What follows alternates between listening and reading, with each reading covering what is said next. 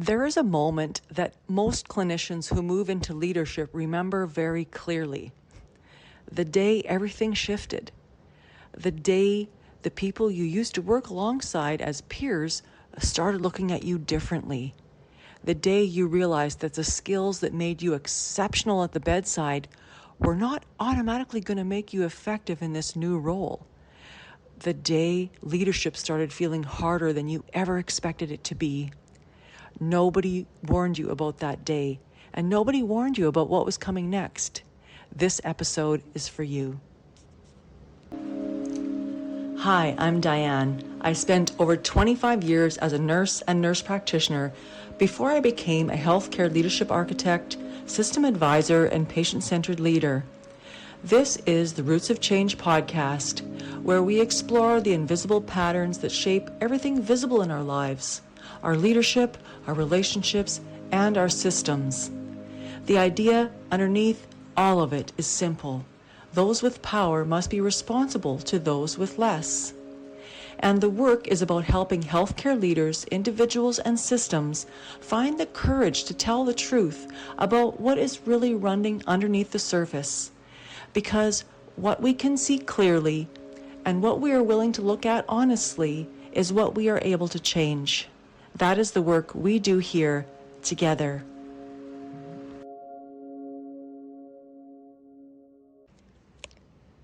Picture this. You have spent years as a clinician. You're good at your job, really good. You care so much about your patients. You show up fully, you really listen, and you give everything you have. Your colleagues respect you, and your patients trust you. And then you get promoted, or you apply for a management position, or someone taps you on the shoulder and says, "Hey, you'd be good at this." And you step across a line that nobody told you was going to change almost everything. Suddenly, the people that you used to sit beside at the nursing station or in the lunchroom are now your team. The colleague you complained to about the schedule is now someone whose schedule you control. The person you grabbed coffee with and vented to about management is now looking at you like you are management. And you feel it immediately. Something shifted, the dynamic changed, and nobody gave you a manual for how to navigate this. So you do what you know how to do. You just keep caring and you make yourself available. You listen to everyone who comes to you with a problem, and you take on as much as you can because you want to show your team that you're still the person they can always count on. You answer messages at 9 p.m., you stay late, you absorb everyone's problems because that's what you always did as a clinician, and it always felt like the right thing to do. And for a while, it feels like it's working. People like you. They come to you, they trust you, but then something else starts happening. The problems keep coming and never quite get solved because everyone knows that you're just going to absorb them. The decisions that should be made get deferred because people have learned that bringing you a problem is enough. The team that was supposed to grow is not growing because you're doing too much of what they should be doing themselves.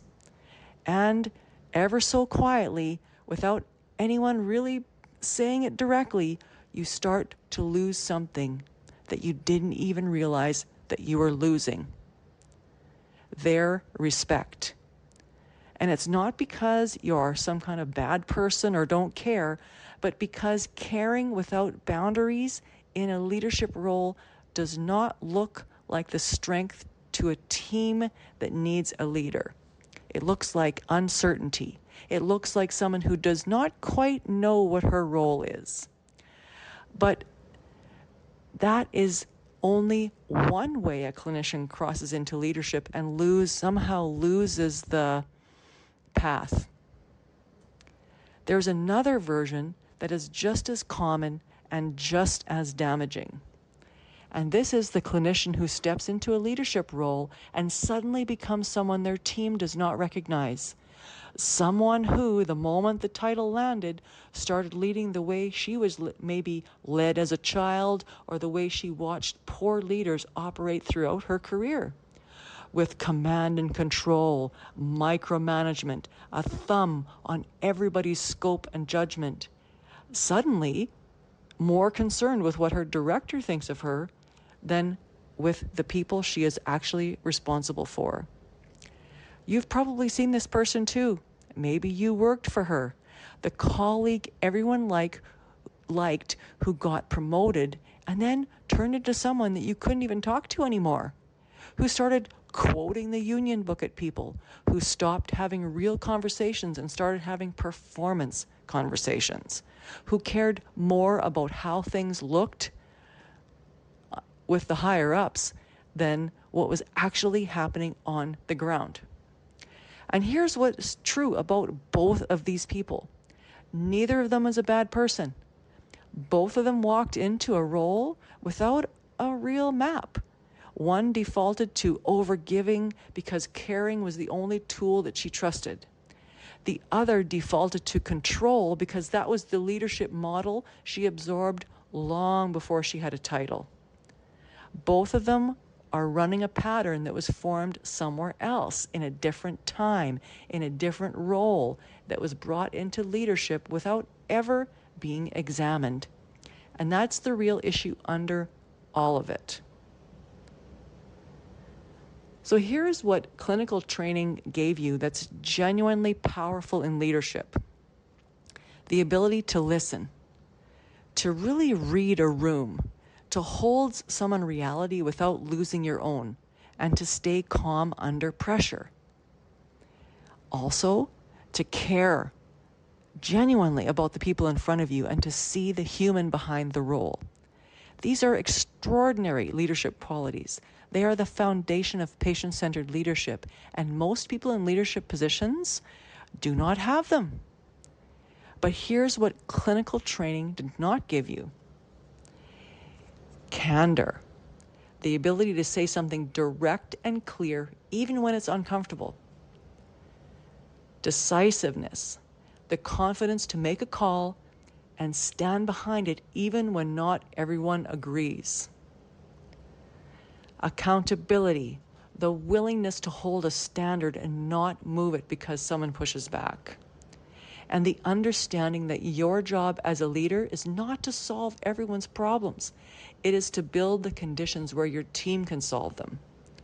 And these things do not come from clinical training. They have to be learned with intention. They have to be learned deliberately.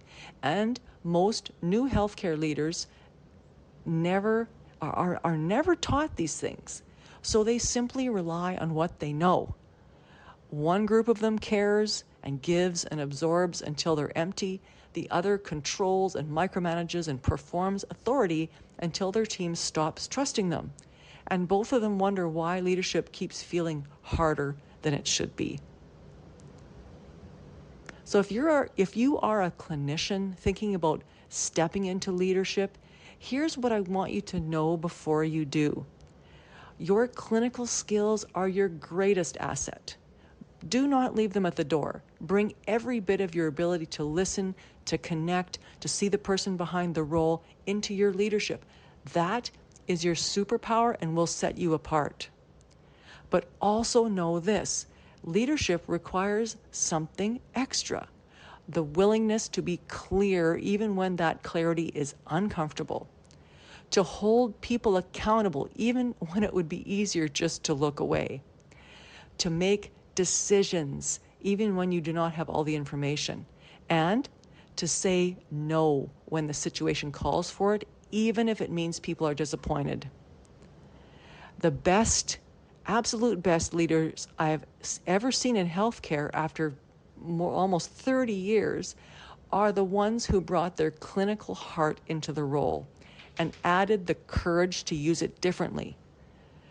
Not fluffier, not harder, just in more of an intentional or deliberate way about where they put their energy and what they hold themselves responsible for. So if you've been in leadership for a while you're really feeling this land for you, it's not too late to make the shift. The awareness is just the beginning. And if you want to go deeper on exactly this, I have built something for you. The Inner Game of Patient-Centered Leadership is a 4-module or reveal audio program built for the clinician who's become a leader and wants to understand what's actually running under their leadership right now. It's not another framework to memorize. It's a genuine look at the patterns, where they came from, and what one deliberate change could really shift.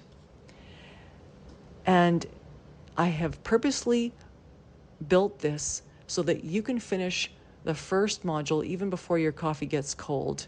And it's only once a week. And you can find this at dianegudmundson.com/innergame. And if you haven't yet secured your copy of Rooted to Rise, The Rise of the Patient-Centered Leader, the pre-sale is open now at dianegudmundson.com/RTRbook. I will put those links for you in the description box or the show notes, wherever you happen to be listening or watching. So thank you so much for being here today, and I will see you on the next episode. Oh, and remember, you did not lose yourself when you crossed into leadership. You just never got a map for the new territory. That map exists, and it starts with looking honestly at what you brought with you